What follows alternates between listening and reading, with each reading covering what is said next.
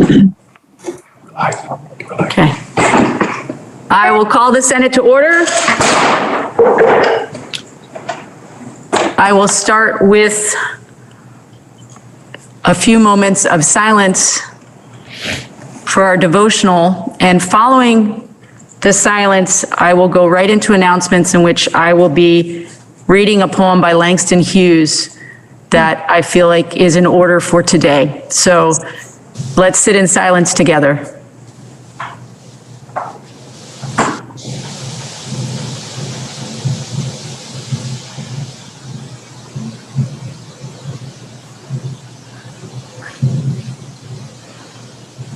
Good afternoon. So as I said, I will be reading a poem by Langston Hughes this morning to start off our announcements. It is called Let America Be America Again. And I just want to acknowledge that many of us are feeling heavy hearts and also relief and also anticipation of what might come next for our nation. And although I am not a person of color, I am not nearly as talented as Langston Hughes was. He's a phenomenal writer. I'm going to try to do justice to his words this morning. And of course, he lived from 1902 to 1967, so the language may sound a little bit dated to us, but I hope you'll see past that and understand that he spoke not just from his experience, he spoke for a nation that was seeking justice. Let America be America again. Let it be the dream it used to be. Let it be the pioneer on the plain, seeking a home where he himself is free. America never was America to me. Let America be the dream the dreamers dreamed. Let it be that great, strong land of love, where never kings connive nor tyrants scheme, that any man be crushed by one above. It never was America to me.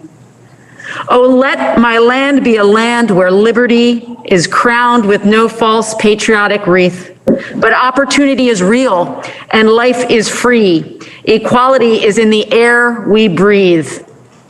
There's never been equality for me, nor freedom in this homeland of the free. Say, who are you that mumbles in the dark? And who are you that draws your veil across the stars? I am the poor, white, fooled, and pushed apart. I am the Negro bearing slavery's scars. I am the red man driven from the land.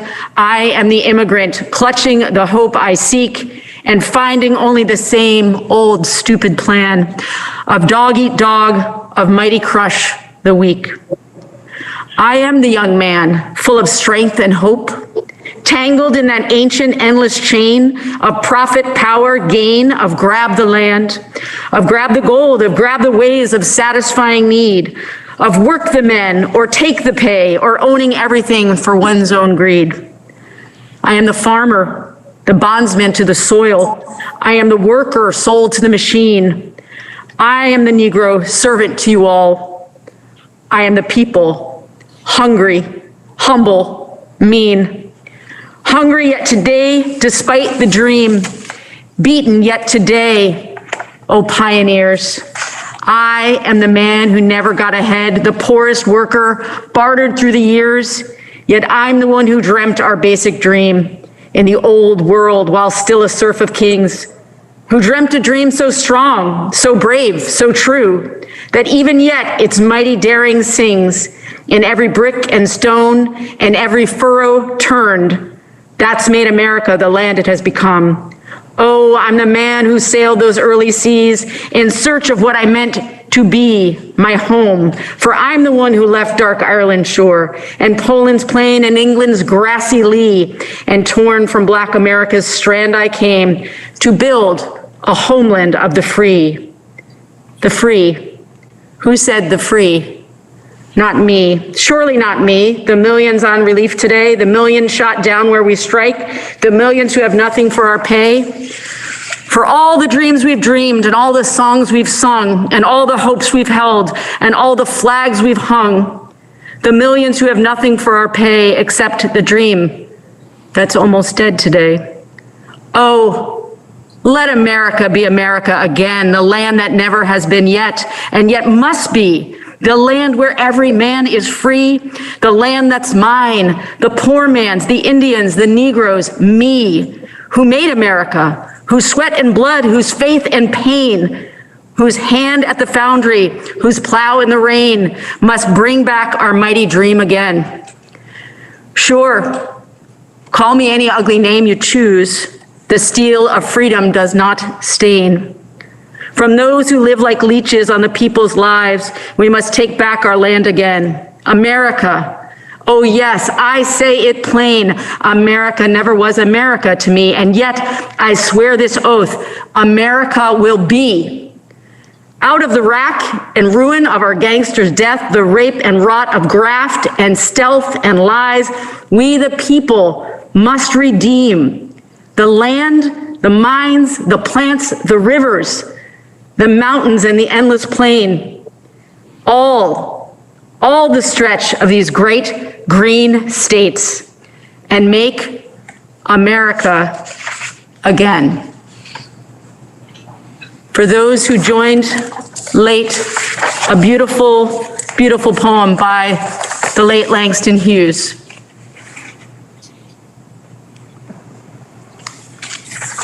Are there any announcements? Seeing none, we have Senate bills for introduction. S-138, an act relating to naming the state office building located at 133 State Street in Montpelier, introduced by Senators McCormick and others. Listen to the first reading of the bill. S-138, an act relating to naming the state office building located at 133 State Street in Montpelier. Thank you. Now the bill has been read the first time and is referred to the Committee on Institutions. Next we have S-139, an act relating to public schools team mascots.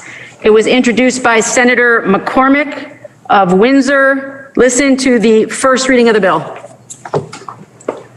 S-139, an act relating to public schools team mascots. Thank you. Now the bill has been read the first time and is referred to the Committee on Education. Next, S-140, an act relating to prohibiting civil arrests at courthouses, introduced by Senator Bruce of Chittenden County. Listen to the first reading of the bill. S-140, an act relating to prohibiting civil arrests at courthouses.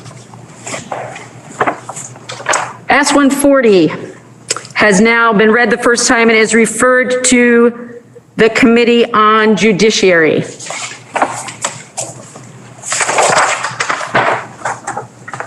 We now have a House bill for reference, which is H-175, an act relating to the beverage container redemption system, introduced by Representative McCullough of Williston. It passed the House on April 16th. Please listen to the first reading of the bill. H-175, an act relating to the beverage container redemption system. Thank you. The bill has been read the first time and has been referred to the Senate Committee on Rules.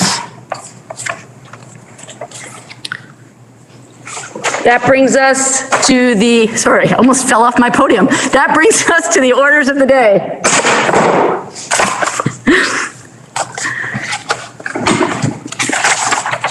We have on the calendar for third reading, S-99. Third reading was ordered on April 20th, 2021. Are there any amendments before third reading? Seeing none, please listen to the third reading of the bill. S99, an act relating to repealing the statute of limitations for civil actions based on childhood physical abuse. You have heard the third reading of the bill. The question is, shall the bill pass? If you would unmute. Are you ready for the question? All those in favor signify by saying aye. Aye. All those opposed? All those opposed signify by saying no. The ayes have it, and you have passed S99. Now up for action, we have H195. Third reading was ordered on April 20th, 2021. Are there any amendments before third reading? Please listen to the third reading of the bill. H195, an act relating to use of facial recognition technology by law enforcement in cases involving sexual exploitation of children.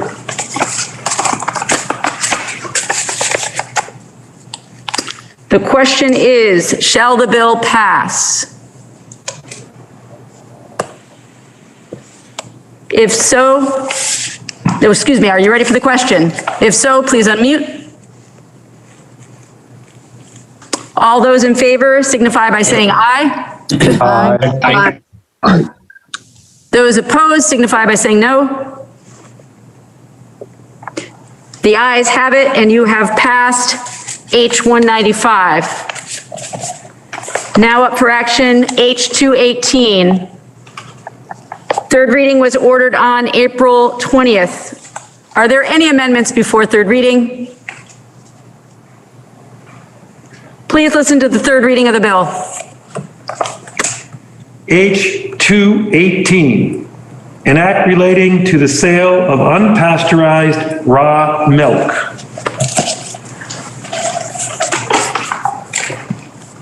Are you ready for the question? Please unmute. Question is, shall the bill pass? All those in favor signify by saying aye. Aye. All those opposed signify by saying no. No. The ayes appear to have it. The ayes do have it, and you have passed H218. Now up for action, we have H366. Third reading was ordered on April 20th, 2021. Are there any amendments before third reading? Please listen to the third reading of the bill. H366, an act relating to 2021 technical corrections. The question is, shall the bill pass? Please unmute. Are you ready for the question? If so, all those in favor signify by saying aye. Aye. All those opposed signify by saying no. The ayes have it, and you have passed H366.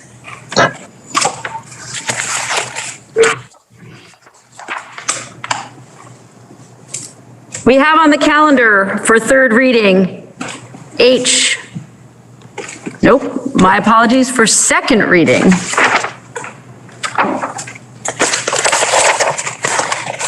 Okay, we have up for second reading H128, an act relating to limiting criminal defenses based on victim identity. I apologize. There we go. Okay. An act relating to limiting criminal defenses based on victim identity. The bill passed the House on March 12th, 2021, and on April 12th, 2021, was referred to the Committee on Judiciary, which reports that it has considered the same and recommends that the Senate propose to the House that the bill be amended as printed on page 1124 of today's calendar, and that when so amended, the bill ought to pass in concurrence with proposal of amendment. Please listen to the second reading of the bill. H 128, an act relating to limiting criminal defenses based on victim identity. For the report of the Committee on Judiciary, the senator from Bennington is recognized. Thank you, Madam President. H-128 is an act relating to limiting criminal defenses based on victim identity. What does that mean? This bill was drafted in response to what's been happening nationwide and in Vermont. Research shows, Madam President, that in 2019, there were 1,656 recorded hate crimes against people for their sexual orientation and gender identity. Research also shows that 1 out of 5 lesbian, gay, and bisexual people living in the United States will experience a hate crime in their lifetime. And more than 1 out of 4 transgender people will suffer in their lifetime from a hate crime. Madam President, in that spirit, more than 30 states, unfortunately, are considering legislation that limits transgender rights, and many of those bills are focused on barring transgender children from participating in school sports or restricting medical care they can receive. Madam President, H-128 seeks to change and instead of targeting transgender people, to protect transgender and gay people from the use of the so-called panic defense. It's important that we understand that in the criminal process, there are mitigating factors and aggravating factors. There's an aggravating factor, could be an example of Derek Chauvin, recently convicted of murder in Minneapolis, Minnesota. I think you're all familiar with that case. And in that case, in I think 2 weeks, there will be a hearing before the judge on whether or not to use aggravating factors in his sentencing to increase the minimum time he would spend in jail from the 12 and a half years under the Minneapolis minimum sentence, Minnesota minimum sentence, to a longer period, because he was a police officer, a person in power, when he committed that crime. Mitigating factors and circumstances might be things like a person was a victim of domestic violence and murdered or badly injured their perpetrator of that violence on them. That oftentimes would bring a lesser sentence from the courts. And from the prosecutor, would recommend perhaps a lesser charge, a lesser sentence at sentencing, or it would be brought up as a factor in reducing those charges. Studies indicate that in 32% of the time there have been gay panic defenses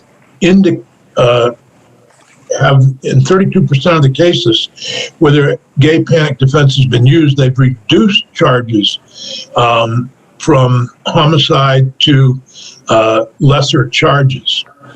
And in many of those cases, they were particularly violent attacks. Section 1 of H-128 adds a new statute to Title 13 that prohibits a defendant from raising a gay or trans panic defense in a criminal prosecution. This functionally prohibits the introduction of certain types of evidence by the defendant under the defense theory of provocation, diminished capacity, or self-defense that is based on the gender identity or sexual orientation of the victim. Specifically, the new 13 VSA, 6566 prohibits the introduction of certain evidence at trial or sentencing phase of the criminal proceedings. It bans the introduction of evidence regarding the defendant's awareness of the victim's actual or perceived gender identity or sexual orientation for the purpose of excusing or justifying the defendant's criminal conduct, establishing a finding of a defendant's diminished capacity to form the requisite mental state to have committed a crime, or otherwise mitigating the severity of the offense. Specifically, the types of evidence that are prohibited are evidence of the defendant's discovery or knowledge about or potential disclosure of the victim's actual or perceived sexual orientation or gender identity, including evidence that the victim made a nonviolent, non-criminal, romantic, or sexual advance towards the defendant, or evidence of the defendant's perception or belief, even if inaccurate, of the gender identity, or sexual or orientation of a crime victim.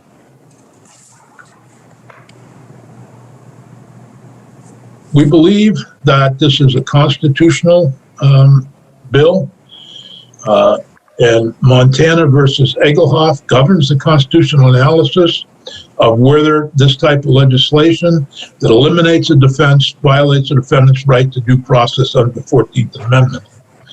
In that case, the court considered a Montana law that prohibited courts from considering evidence of voluntary intoxication in determining a defendant's mental state.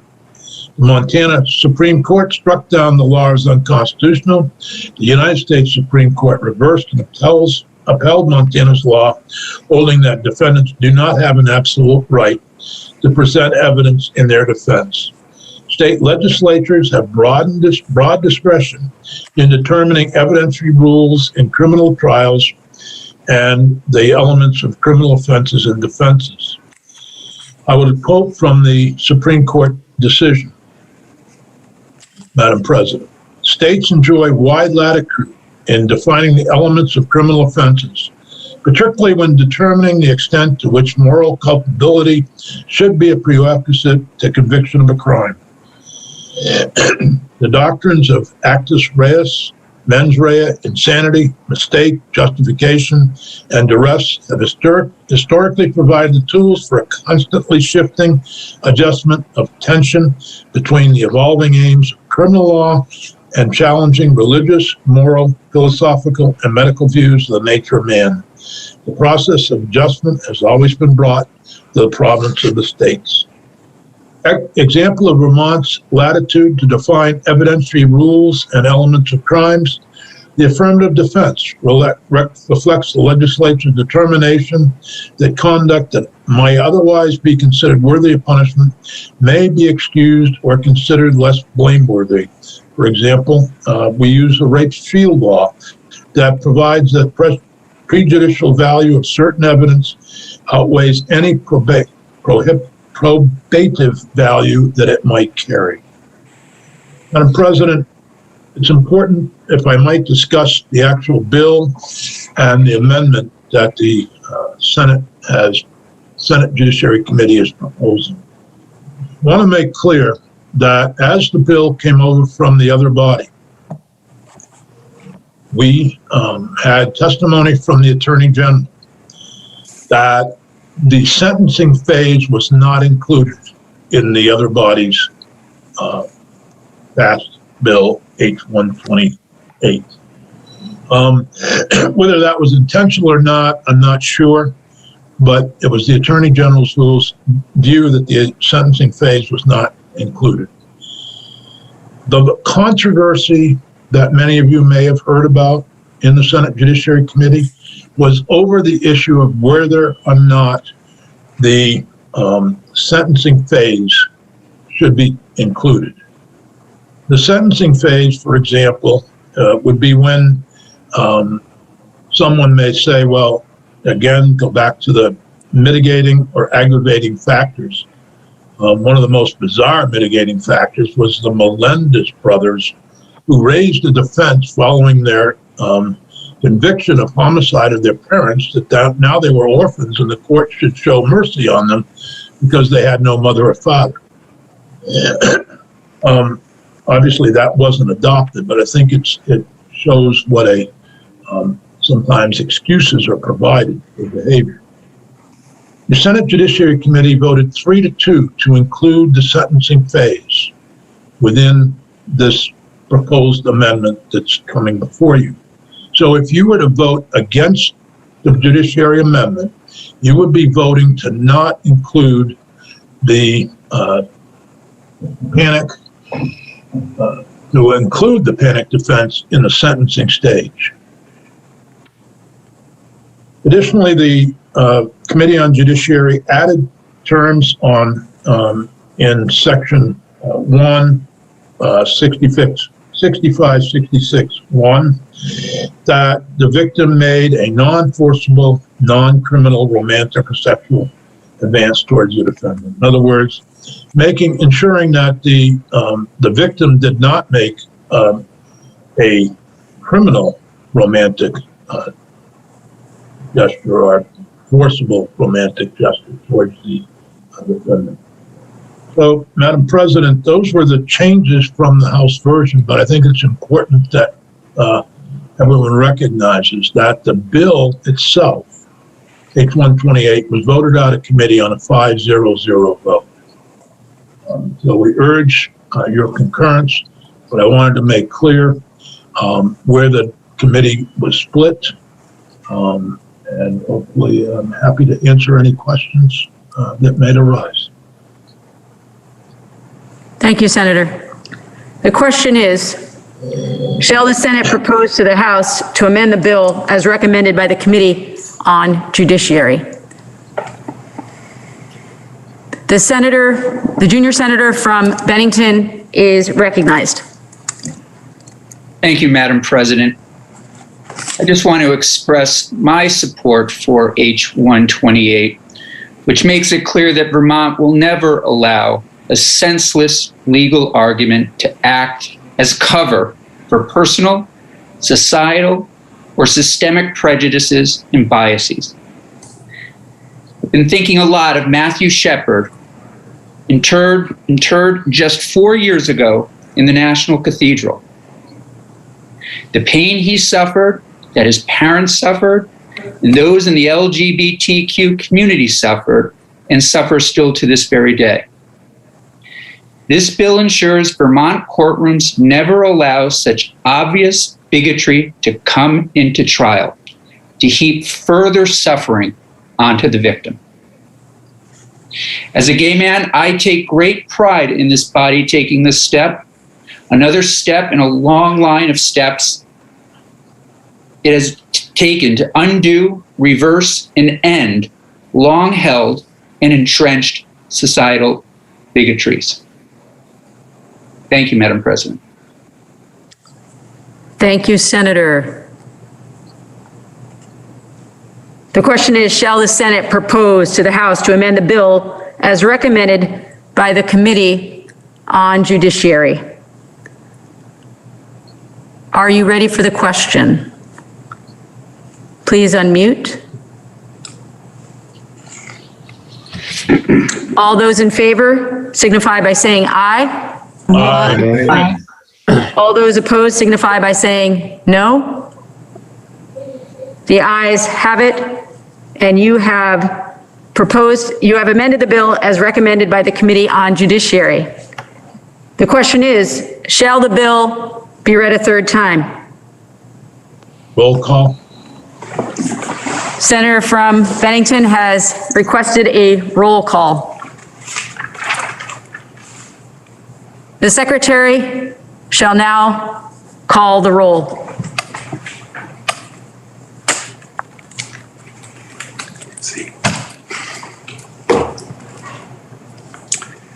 Senator Baruth. Yes. Senator Benning. Yes. Senator Bray. Yes. Senator Brock. Yes. Senator Campion. Yes. Senator Chittenden. Aye. Senator Clarkson. Yes. Senator Collmore, Yes. Senator Cummings, Yes. Senator Hardy, Yes. Senator Hooker, Yes. Senator Ingalls, Yes. Senator Kitchell, Yes. Senator Lyons, Yes. Senator McDonald, Yes. Senator Mazza, Yes. Senator McCormick, Yes. Senator Nitka, Yes. Senator Parent, Yes. Senator Pearson, Yes. Senator Perschlick, Yes. Senator Polina, Yes. Senator Rahm, Yes. Senator Sears, Yes. Senator Sirotkin, Yes. Senator Starr, Yes. Senator Terenzini, Yes. Senator Westman, Yes. Senator White, Yes.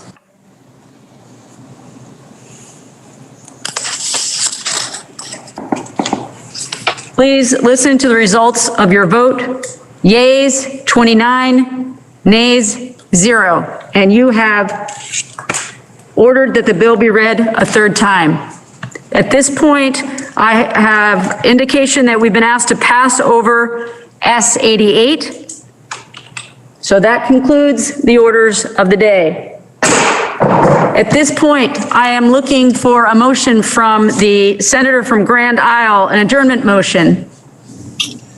Madam President, at this time, I move that we adjourn until tomorrow at 11:30, 1 PM. 1 p.m., pending notice of any announcements. Thank you. Senator from Grand Isle has moved that we, pending announcements, we adjourn until 1 PM Thursday, April 22nd at 2021. Are there any announcements? Senator from Washington, and you need to unmute, Senator. Thank you, Madam President. Senate Finance will meet at 1:45. Senator from Wyndham. Thank you, Madam President. Senate Government Operations will also meet at 1:45. Senator from, Junior Senator from Bennington. Thank you, Madam President. Senate Education will meet 15 minutes after the fall of the gavel. Senior Senator from Caledonia. Thank you, Madam President. Senate Appropriations will meet 15 minutes after the fall of the gavel. Junior Senator from Caledonia. Thank you, Madam President. Senate institutions will meet 5 minutes after the fall of the gavel. Are there any other announcements? Just making sure.